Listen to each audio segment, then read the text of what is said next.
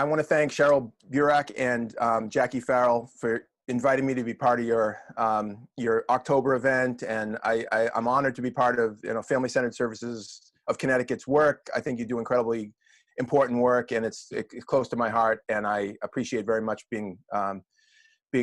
working with you on this. I'm going to share a perspective today on a number of topics that have historically been considered women's issues, in particular domestic violence and sexual assault and the sexual abuse of children and all kinds of other interlocking and intersecting issues.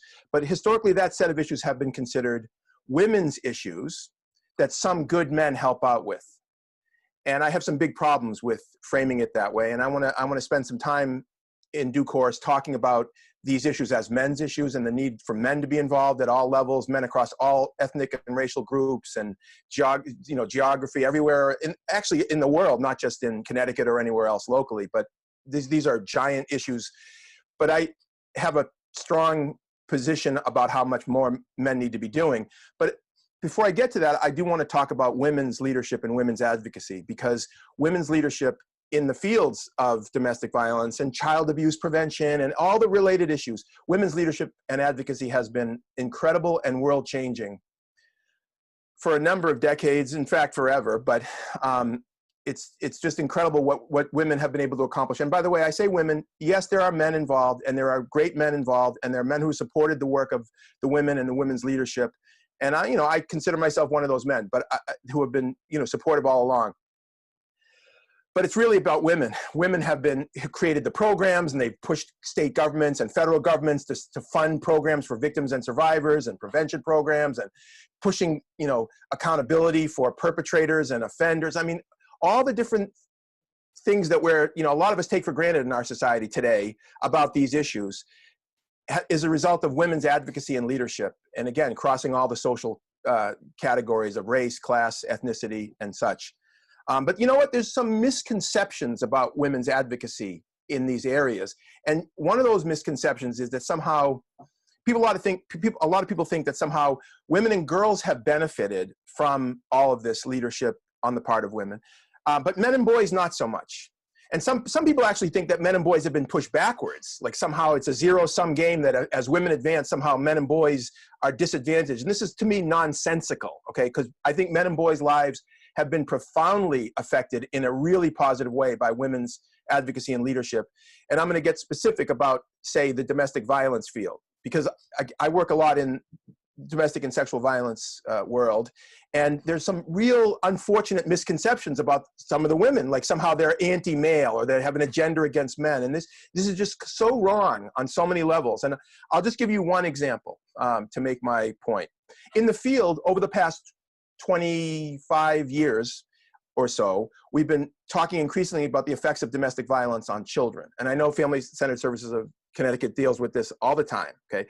So the effects of domestic violence on children. There's a term, all the children, for example, who growing up in homes where their father abuses their mother, the mother's boyfriend abuses their mother. Sometimes the mother is the abuser. And there's also other arrangements, social arrangements, gay and lesbian, couples and families. And there's all kinds of different social arrangements. But there's an awful lot of kids, sadly, still in, 2020, growing up in homes where they're exposed to, quote, domestic violence. And there's a term that people have used to talk about those kids, and it's called children who witness domestic violence. And sometimes people shorthand that to say children who witness. Well, this is a term that I don't like and I don't use. You know why? Because if you're a 7-year-old kid cowering in the closet as your father or another man is raging against your mother, you're not a witness. You're a victim. You're not observing something happening to somebody else. You're experiencing it happening to yourself. The experience of trauma is much more immediate and profound than is suggested by the passive word witness. Well, guess what? The children who are being traumatized in this way, the category of children, includes not just girls, but also boys. Do you have any idea how many boys in the state of Connecticut, for example, as we speak, sadly, are trauma victims, if you will? You know how many boys in the juvenile system in the state of Connecticut are in the system in part because their life journey started out as traumatized boys who didn't know what to do with their pain, with their anguish, with their anger, other than take the traditional path that we give to boys who have been in these circumstances, which is somebody took something from me, I'm going to take it from somebody else, which is why boys who have been abused are something like 10 times more likely to become abusive of others. The jails and prisons of Connecticut and every state in the United States are filled with chronologically adult men who, underneath the tatted up bodies and the badass kind of attitudes, are little boys, many of them, emotionally and developmentally, who early in their life developed this hard shell and this knowledge that you had to toughen up, you had to steel yourself against the world, and then some of them went out and committed antisocial behavior in response to that. And I'm not defending the antisocial behavior. I'm trying to understand it, but I'm not defending it. And I have to say, because in our society over the past half century, there's been such an impoverished conversation about crime and punishment that anytime anyone like me or anybody, social workers and others, talk about the need to be empathetic with the experience of people who've gone through trauma, if they have committed crimes or if they have been antisocial, the argument is, well, you're just making excuses for bad behavior. No, we're not making excuses for bad behavior. We're trying to understand it so we can prevent it. And of course, individuals need to be held accountable for their behavior, but if we don't take a step back and ask, how are these predictable processes playing out? And how are systems and belief systems about manhood, for example, and how we socialize boys, if we're not talking about that, and how boys are predictably responding, some boys, predictably responding to trauma that they've experienced by externalizing their pain, in other words, taking it out on others, hurting others, we're just gonna keep repeating the same predictable patterns. And so the change that has to happen is we have to take a step back and ask, what can we do about changing these systems? And of course, it's not an easy question. These are big, enormous problems. And I can't say that what I'm going to share with you or what I'm talking about right now is the only piece of the puzzle. There's a lot more to it. But I do think that there's a way of thinking about this subject matter that's been missing. And that way of thinking is really critically looking at how we socialize boys and define manhood in a way that leads certain percentage of boys and men to take out their pain. And I'll give you, and by the way, the flip side to this is how we socialize girls. And I'm using boys and girls. I know that not everybody is a boy or a girl. That's the majority of people, but there are people who don't fit into the narrow box of the binary. The typical way that this plays out with girls who've experienced trauma are much more likely to, guess what? Turn inward and hurt themselves and put themselves in greater positions of vulnerability and risk. Some girls act out, but generally speaking, it holds up that boys who have been traumatized tend to externalize their pain. Girls who have been traumatized tend to internalize their pain. Is that something genetically different in the male child and the female child, where when trauma happens, there's a trigger that goes off and boys take it out on others and girls take it out on themselves? I don't think so. It's how we socialize girls and boys differently. And so if we talk about how we're socializing boys to externalize their pain, it opens up a whole world of possibility of changing violent perpetration. If we talk about looking at how boys learn to be and are taught to be enacting, manhood, if you will. And by the way, I have to give you another specific example because I know that this is challenging for some people. The connection between domestic violence and other issues is profound. And I'll give you perhaps one of the most profound examples of this is the relationship between domestic violence and school shootings. Now, school shootings are a huge problem in our country. One of the, if there's any positive benefits of the COVID, pandemic, it's that we don't have any school shootings, or have there been very few, if any, school shootings, because kids aren't in school and there's the target of opportunity is not there. But school shootings up until COVID have been a regular feature of American life for a couple of decades. Pretty sad and pretty pathetic, really. School shootings, a survey a couple of years ago showed that well, actually, let me back up. A survey showed of mass shootings, and school shootings is a subset of mass shootings. They're not always the same, but a survey of mass shootings over the past 10 years showed that 57% of them had a domestic violence connection. 57% of mass shootings, which is to say the perpetrators of mass shootings were also the perpetrators of domestic violence. Now, in other words, how do we talk about mass shootings without talking about domestic violence, if that's the case? But school shootings is even more profound, because you know what? 99% of school shootings are done by boys and young men. And majority of them are white, but not exclusively, okay? But the overwhelming, like 99% of school shootings are done by boys and young men.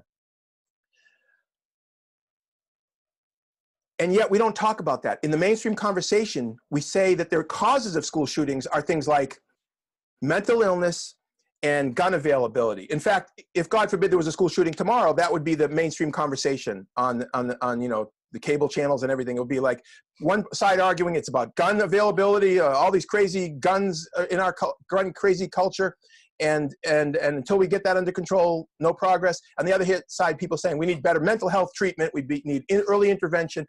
By the way, which I agree with. Of course, we need better mental health treatment and more funding for services that meet human needs like that, obviously. But it's almost like no one thinks to mention the fact that 99% of these school shootings are done by boys. You know, girls have every bit the access to guns that boys do. Girls have every bit the access to mental health girls have every bit the mental health problems that boys do. Why aren't 50% of school shootings done by girls? I mean, really? Yet we almost never talk about this. And I think there's one of the reasons why we don't talk about this is because I think so many people are worried that boys and men are going to be defensive if you start mentioning that this is a gender issue and that it's about masculinity and masculinities and how boys and men are defining manhood and how the culture is teaching boys and men about what it means to be a man. And I think because there's so much defensiveness on the part of men and some women who are understandably, but I think misguidedly, defending their husbands or sons or something in a way that I think is not productive. What happens is we don't have this honest conversation. We don't talk about it, and I think that has to change. I mean,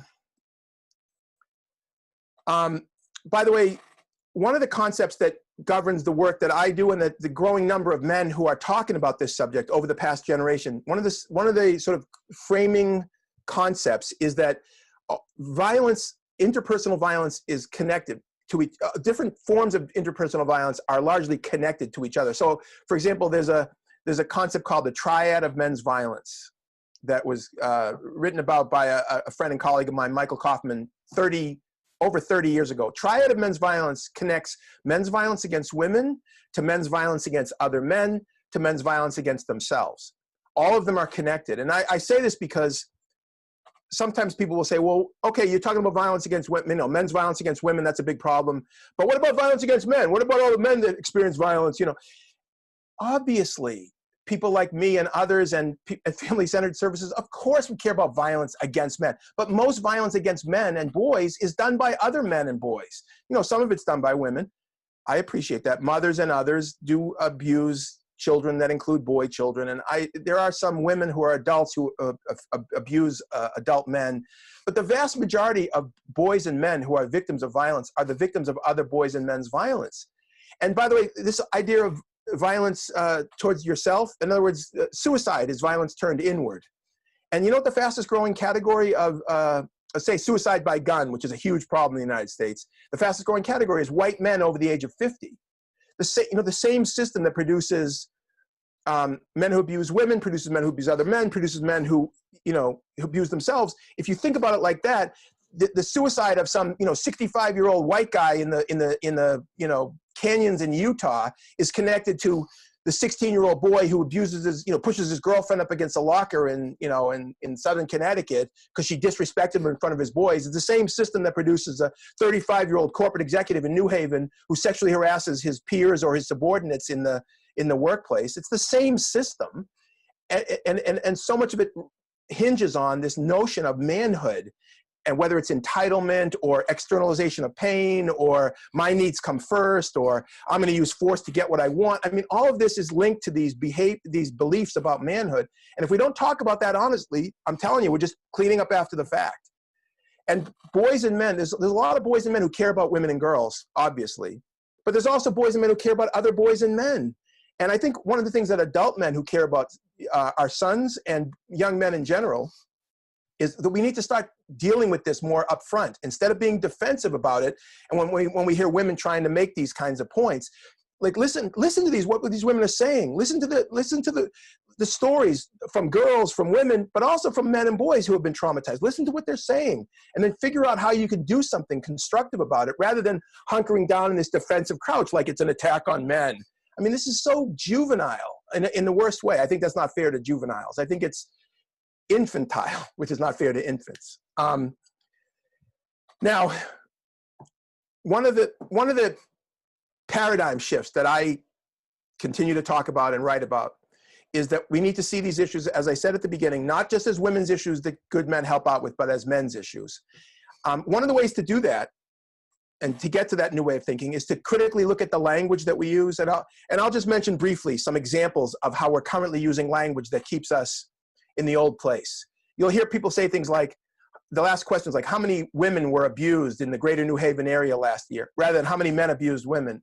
You know, you'll hear things like, people will say things like, how many girls were sexually harassed in the, you know, New Haven Unified School District, rather than how many boys sexually harassed girls, or how many girls sexually harassed girls. You'll hear people say things like, in the state of Connecticut, how many teenage girls got pregnant last year, rather than how many men and boys impregnated teenage girls.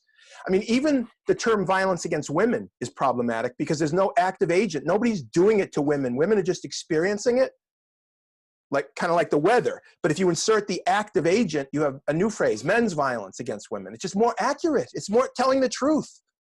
And is that anti-male? Is telling the truth anti-male? I don't think so. But the way that I just framed some of this linguistic practice is that itself, it keeps our attention off of men and boys, and it constantly puts it on to the victims or the survivors or the people with less power. And again, one of the ways of changing all of this is by turning the spotlight around onto the people with more power, in this case, men, and white men in particular, but white men with, you know, with economic and social capital or resources, even more so. What are we doing about this? And what can we and what should we be doing about it? Rather than always putting it on to the victims and the dispossessed and the people with less, fewer resources. That's got to shift. And it's not an easy, I'm not saying it's an easy shift, but it has to shift. But one final sort of piece, if you will, is that not only are these men's issues, as I've described them, and again, I want to reiterate, they're also women's issues, and women's leadership has made all of this possible, and I'm not saying that men need to somehow step in and take over. And we need to support women, we need to work with women and learn from women, but we do need more men who have the courage, the strength, and the self-confidence to say some of this stuff out loud and to start standing with women. But we also need to think about this as a leadership issue for men. And what does that mean, a leadership issue for men? Well, it means that if you're a man or a young man and you're in a position of leadership, and we can define leadership very broadly, you don't have to be in a formal position of leadership, it can be informal. For example, you can be a 15-year-old boy and your friend just tells a rape joke, and you turn to your friend and you say, hey dude, can you joke about something else? That's not funny, I don't find a rape joke funny. That's an act of leadership by that 15-year-old boy. He might not see himself as a leader, he might not have any credentials to formally sort of certify that he's a leader, but that's a leadership act, because you know what? He saw that something was wrong.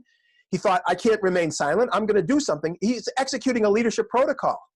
But so if we define leadership broadly, what we're saying to men and young men is, if you are a leader or you aspire to be one, you need to think about speaking up and challenging and interrupting other people around you, including men around you and young men around you who are acting out in abusive ways towards girls and women or towards other boys and men.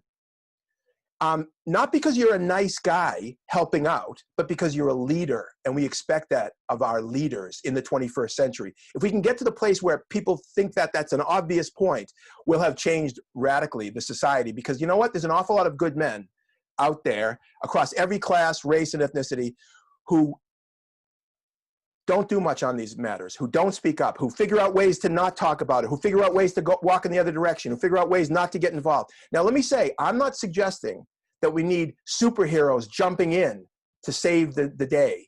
This is a critical point. I'm one of the architects of what's called the bystander approach to prevention of sexual assault and domestic violence and sexual harassment. The bystander approach doesn't say that we need superheroes to jump in and save, victims or survive, or like a man who's going to be rescuing the damsel in distress or something like that. That's not what the bystander approach is. It's about in peer cultures where you know each other, not strangers on the street. I'm talking about peer cultures where you know each other, in families, in workplaces, in peer cultures, sports teams, groups of guys who are hanging out. If your friend is acting in ways that your peer is acting in ways that are wrong, somehow he's talking smack about girls or women, making derogatory comments about girls or women, or treating his girlfriend poorly, or something like that. And what can you do to make it clear to him that that's not cool with you and that with others in the group? Because if you don't say anything, in a sense, your silence is a form of consent and complicity in his abusive behavior, isn't it?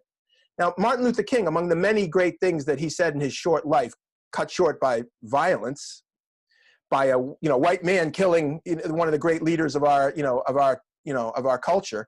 Martin Luther King said, "In the end, what will hurt the most is not the words of our enemies, but the silence of our friends." Right? In the end, what will hurt the most is not the words of our enemies, but the silence of our friends. Now, here we are in the middle of this racial justice uprising that's world historical, Black Lives Matter movement in the United States, but also around the world. And one of the things, it's incredibly constructive on many levels. The nonviolent aspect of that uprising and that protest is just incredibly transformative. One of the things that people have noted is that a lot of white people in the streets, there's a lot of white people, a lot of young people who are white, who are joining people of color, African Americans and others, calling for racial justice. And that's an incredibly positive thing.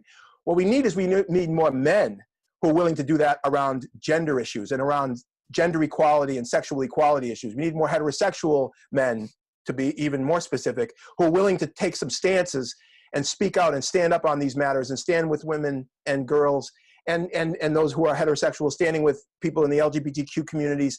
We need more of them who have the guts to break our complicit silence. And again, I have to emphasize, I'm not saying that it's about rescuing victims. It's about preventing it from happening in the first place by having a spirit and a sense about you that is, you're not going to walk away when you see injustice being perpetuated. And injustice can be as simple as a statement. It doesn't have to be a physical or sexual act of violence. And the same concept of interrupting racism is the same as interrupting sexism. So for example, if you're a white person, this is the bystander approach in a nutshell. If you're a white person and you're hanging out with a group of white people and one or two of those white people start making racist comments, if you don't say something to those other white people as a white person, that you're not cool with that, then in a sense, your silence does confirm or consent to their racism. And we know that racism is not just an individual act, it's a whole system that is fed by beliefs that get nurtured in places like peer cultures, in groups of, say, white people. Well, it's not the only way that it happens, but it's one way. Well, this is very similarly true with sexism and sexual assault and domestic violence and everything else. If you're a guy and you're in a male peer culture and you see other guys who are your friends and your boys acting ways that are perpetuating attitudes and behaviors that are derogatory towards or harmful towards girls and women, and you don't say something, and you don't say, look, that's not cool, then in a sense, aren't you just like that white person who doesn't interrupt racism? I think you're obviously in the same exact boat. And the point is, we can do better than this. We can do better than what we've been doing. And this leadership concept, I think, is a really powerful way to frame this. So if you're a man or a young man, and you see yourself as a leader or you aspire to leadership, one thing you need to do is think about how you can use that platform of influence that you have to speak out, to stand with the victims and survivors of abuse, whether they're women or girls or men or boys. If you're straight, they could be LGBTQ folks. If you're white, they could be people of color. They could be other white people. In other words, figure out how you can stand with them and how you can use your platform in a constructive way to either lift up their voices or to challenge others around you who are enacting those abuses. I'm not saying it's an easy thing to do. One of the reasons why it doesn't happen enough is because it's not an easy thing to do. And even, I'm a public speaker and I speak in front of thousands and thousands of people. It's easier for me to give a speech in front of 5,000 people talking about this subject than it would be if a man in my family was being abusive to his wife, and this has happened to me in the past. That's so much more of a difficult conversation than speaking in front of thousands of people. So I appreciate it's not easy, but that's why it's a leadership issue, because a leader is somebody who says, it's not easy, but I'm going to do it anyway. And I know there's an awful lot of young men and an awful lot of men who can resonate with what I'm saying. Doesn't mean that in every moment they're going to rise to the occasion, but I know that they know that what I'm saying is true. And I and my colleagues have worked with men and young men long enough in all kinds of settings to know that while men can be defensive in the initial stages of this conversation, a lot of men can rise to the occasion. And I think the more adult men model for boys that this is something that's normal and that's expected, then we're going to see a change happen generationally. So I urge especially the adult men who are listening to this, the fathers, the teachers, the coaches, the youth workers, the religious leaders, the men who work in human services, but also who work in business, the blue collar and white collar men who are, in the community who hear this. we need more of us adult men who are willing to step up on these matters. We can do better, and I know you know that we can do better. And you know that you have support of women, but you also have the support of other men, because there's an awful lot of us men out here who are cheering on each other, who are finally taking steps forward on these critical matters. Thank you very much, and I appreciate your hanging in there and listening to what I had to say today.